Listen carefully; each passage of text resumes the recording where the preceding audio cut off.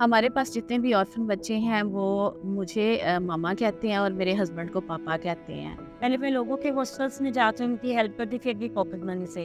کسی کا بھی بیٹا تو آپ نے سے کر دینا، اگر کوئی بیمار ہے تو اس کی اچھے کیسے دیکھنا، وہ پانی مانگ رہا ہے تو اس کو پانی دینا۔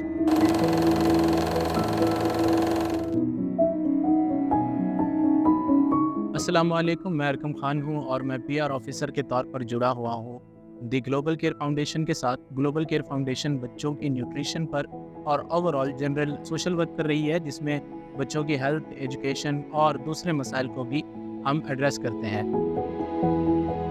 اسی سلسلے کی کڑی ہے کہ آج ہم مختلف آرفنیج سینٹرز کا، مختلف یتیم خانوں کا دورہ کرنے کے لیے آئے ہیں، ان کا وزٹ کر رہے ہیں، اور ہم آپ کو آج دکھائیں گے کہ یتیم بچوں کی زندگی آرفنیج سینٹرز کے اندر کس طرح گزر رہی ہے۔ گلوبل کیئر فاؤنڈیشن نے اسی کے ساتھ اپنی لنگر ڈرائیو کا بھی آج اہتمام کیا ہے، اور آج ہم تمام بچوں کو لنگر بھی فراہم کریں گے۔ ان کے لیے ہم مختلف کھانے کے باکسز لے کر آئے ہیں، انہیں ہم وہ گفٹ کریں گے اور ان کی زندگی کے بارے میں ان سے سوالات کریں گے۔ واری آرفن سینٹر کے حوالہ سے بات کی جائے تو واری آرفن سینٹر تقریباً 2000 میں سٹارٹ کیا گیا، اور اس کا ویژن جو ہے وہ میرے سسر کا ہے، کیونکہ وہ بچپن میں ہی یتیم ہو گئے اور انہوں نے بڑی مشکلات سے اپنی تعلیم کو حاصل کیا، اور تعلیم حاصل کرنے کے دوران انہوں نے یہ ویژن بنایا کہ اگر خدا مجھے ایسے ریسورسز دے گا تو پھر میں ایسے ادارے قائم کروں گا جس میں غریب یتیم بچے فری ایجوکیشن حاصل کر سکیں۔ واری آرفن سینٹر میں ڈفرینٹ کیٹیگریز کے بچوں کو رکھا جاتا ہے۔ ایسے بچے جن کے سنگل پیرنٹس ہوتے ہیں وہ ہمارے پاس رہائش پذیر ہیں، اور جن کے دونوں ہی نہیں ہوتے وہ بھی یہاں پہ ان کو فیسیلیٹیٹ کیا جاتا ہے۔ اور اس کے علاوہ جو بہت زیادہ نیڈی لوگ ہوتے ہیں، غریب ہوتے ہیں، ان کو بھی ایڈجسٹ کیا جاتا ہے۔ صبح ان کی ڈیووشن ہوتی ہے بچوں کی، پھر بریک فاسٹ ہوتا ہے، اس کے بعد بچے اسکول جاتے ہیں، پھر لنچ ہوتا ہے، بچے کا ٹائم ٹیبل بنایا گیا ہے بچوں کے لیے، پھر ان کی اکیڈمی ہوتی ہے شام کے ٹائم، اور شام کے ٹائم پھر ان کا کھانا ہوتا ہے 8 بجے کا، پھر ان کے 9 بجے یعنی کہ سب بچے سو جاتے ہیں۔ بچے اگر آدھے راستوں میں بیمار ہو، ہم ان کو جنرل ہاسپٹل ہے، نور ہاسپٹل ہے، انڈس ہاسپٹل ہے، اسی ٹائم ہم بچوں کو جو ہے نا وہاں پہ لے کے جاتے ہیں، ایمرجنسی میں لے کے جاتے ہیں ان کی ٹریٹمنٹ کے لیے، اور ہم ان کی زیادہ کوشش کرتے ہیں۔ ہمارے پاس جتنے بھی آرفن بچے ہیں وہ مجھے ماما کہتے ہیں اور میرے ہسبینڈ کو پاپا کہتے ہیں، تو ہم ان کے لیے ماما پاپا ہی ہیں، اور وہ ہمارے لیے پھر کارڈز بناتے ہیں، ڈفرینٹ ٹیبلوز کرتے ہیں، سنگنگ کرتے ہیں، اور بھی بہت زیادہ انجوائے کرتے ہیں۔ ان بچوں کے ساتھ رہ کے کام کر کے ہمیں بہت اچھا لگتا ہے، کیونکہ یہ بہت پیار کرتے ہیں، کیئر کرتے ہیں، اور میں سمجھتی ہوں کہ ہمارے اپنے بچے جو ہیں وہ اگنور کر دیتے ہیں کچھ چیزوں کو، لیکن ان بچوں کو اگر ایک دفعہ بھی ہم اشارہ کریں کہ بیٹا یہ کرو، تو یہ بڑھ چڑھ کر حصہ لیتے ہیں، اڑ کے آتے ہیں کہ ماما جی میں کروں گا، میں کروں گا، تو مجھے بڑی دلی خوشی ہوتی ہے۔ یہاں یوحنا بادی کڈز ہوم پاکستان آئے ہیں، اور یہاں پر 30-35 کے قریب یتیم بچے ہیں، ان کے لیے ہم متنجن لے کر آئے ہیں۔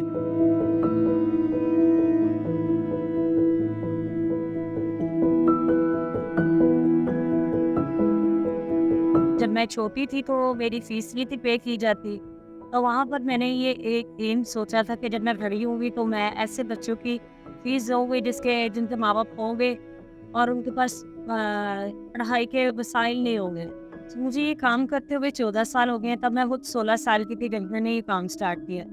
پہلے میں لوگوں کے ہاسٹلس میں جاتی ان کی ہیلپ کرتی پھر بھی پاکٹ منی سے۔ پھر میری شادی ہو گئی 21 سال کی عمر میں، تو پھر میں نے اپنے ہسبینڈ کے ساتھ مل کر یہ ایک ہم نے رینٹ سے گھر لیا، وہاں پر ہم نے بچے رکھے، اور وہاں پر تب لوگوں کو پتہ چلنا شروع ہوا کہ یہاں پر یتیم خانہ ہے، تو وہاں پر بچے کے لوگ اپنے چھوڑ کے رہتے۔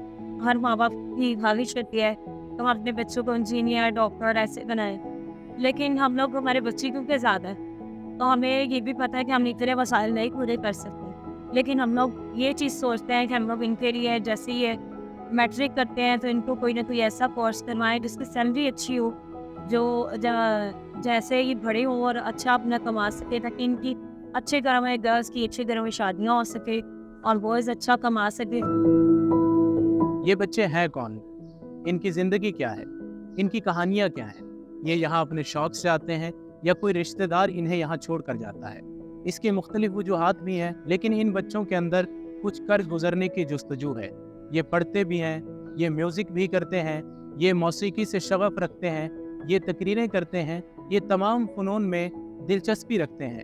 یہ معاشرے کا ایک اہم حصہ ہے اور کس طرح سے یہ اس معاشرے کے اندر اپنا کردار ادا کر سکتے ہیں، آج کی اس ویڈیو میں ہم آپ کو ان کی زندگی کی مختلف سرگرمیاں دکھائیں گے اور یہ دکھائیں گے کہ ان کے اندر کتنا ٹیلنٹ ہے اور یہ معاشرے کے لیے کس قدر کارآمد ثابت ہو سکتے ہیں. مما کی ڈیتھ ہو اس کے بعد پھر ہماری دادا بات پھنس رہتی تھی. وہ جاب پر جاتے تھے، میں تھی اپنے گھر میں بند بچے کے زمین کا دیکھتی تھی، کپڑے وغیرہ سارا کچھ میں ہوتی. ہمیں یہاں پر کافی کلین کیا ہے، جیسے ریپر نہیں نیچے پھینکنے، کسی کی چیز پڑی ہو تو کچھ وغیرہ اٹھانی نہیں ہے. اگر کوئی بیڈ شیٹ بکھ رہی ہے تو اس کو کسی کا بھی بیڈ ہے تو آپ نے صحیح کر دینا. اگر کوئی بیمار ہے تو اس کی اچھی طریقے سے دیکھنا. وہ پانی مانگ رہا ہے تو اس کو پانی دینا. یہ نہیں کہنا میں پانی دینا ہے نہیں. بہت جیت ہے میں نے ان کی ڈاکٹر بننا اور اچھی طریقے سے ان کا علاج کروں. اس لیے میں بننا چاہتی ہوں کہ کوئی مر نہ سکے میرے ہاتھوں سے. اگر گولی لگتی ہے تو میں اچھی طریقے سے نکالوں اور یہاں کچھ بن کے وہ لگ کے جان کو بچانا. اور جو لوگ مرتے ہیں، مطلب جب گولی لگ جاتی ہے، دہشت گردی ہوتی ہے، تو میں چاہتی ہوں میں ان کی جان بچاؤں. اس لیے میں نے میرے ماما پاپا نہیں ہے. میں 3.5 سالوں کی تھی جب میں یہاں پر آئی تھی اور میرے پاپا کی ڈیتھ ہو گئی تھی. اور میں 4.5 سالوں کی تھی جب میری ماما کی ڈیتھ ہو گئی تھی. تب میں یہاں پر رہتی تھی اور مجھے آئے ہوئے کو 10 سال ہو گئے. مجھے یہاں پر ڈر نہیں لگتا اور میرے دوست بھی بہت اچھے ہیں یہاں پر. یہ میری بیسٹ فرینڈ اور یہ دیکھو بہت اچھے ہیں. یہ جب مجھے میرے ماما پاپا کی یاد آتی ہے تو میں چپ کر کے بیٹھ جاتی ہوں، اداس ہو کے بیٹھ جاتی ہوں، کسی کے ساتھ بات نہیں کرتی، کھیلتی بھی نہیں ہوں. اور باقی مجھے سب بلاتے رہتے ہیں. میں کسی کے ساتھ اتنا فرینڈ نہیں ہوتی تھی. میں بڑے ہو کے گرافک ڈیزائنر بننا چاہتی ہوں. اور کیوں بننا چاہتی ہوں؟ میں نے بڑے ہو کے پیسہ کما کے اپنا چرچ بنانا. مجھے یہاں پہ میری ماما چھوڑ کے گئی تھی اور اس سے پہلے ہمارے لائف بہت ٹف تھی، مطلب کہ بہت مشکل میں تھی. تو جب ماما یہاں پہ چھوڑ کے گئی تو اس کے بعد لائف اچھی ہوگی، مطلب اسٹڈی ملنے لگ گئی اور یہاں پہ اچھی باتیں سکھائی جاتی ہیں، اچھی خوبصورت زندگی کے بارے میں سکھایا جاتا ہے. ہمیں اٹھنے بیٹھنے کے آداب سکھائے جاتے ہیں اور اس کے علاوہ ہمیں ٹائم اوبے کرنا بتایا جاتا ہے، کس ٹائم پہ ہم نے اسٹڈی کرنی ہے، کس ٹائم پہ ہم نے کیا کرنا ہے. اور گھروں میں تو ایسے نہیں ہوتا، بٹ ہاسٹل لائف میں بہن بھائیوں کی یاد تو آتی ہے.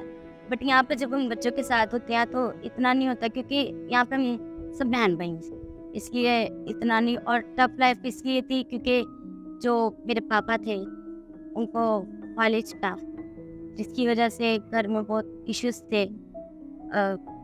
بہت ماما بھی ٹینشن میں تھی، ہم بھی تھے، تو وہ داد کے پاس چلے گئے ہیں، تو اس لیے بہت مشکلات. میں بڑے ہو کے آرمی ڈاکٹر بننا چاہتی ہوں اور مجھے بہت شوق ہے کہ وہ آرمی کی ٹریننگ لینے کا، فائٹنگ کرنے کا مجھے بہت شوق ہے. اور جب ان کو وہ مطلب کہ جب دہشت گرد آتے ہیں تو وہ آرمی کے کچھ لوگوں کو مارتے ہیں، تو ان کی جو گولیاں تھیں وہ ایسے کرنے کا نا مجھے بہت شوق ہے کہ میں آرمی ڈاکٹر بننا چاہتی ہوں. خوشاب میں ہم 3 بہن بھائی ہیں.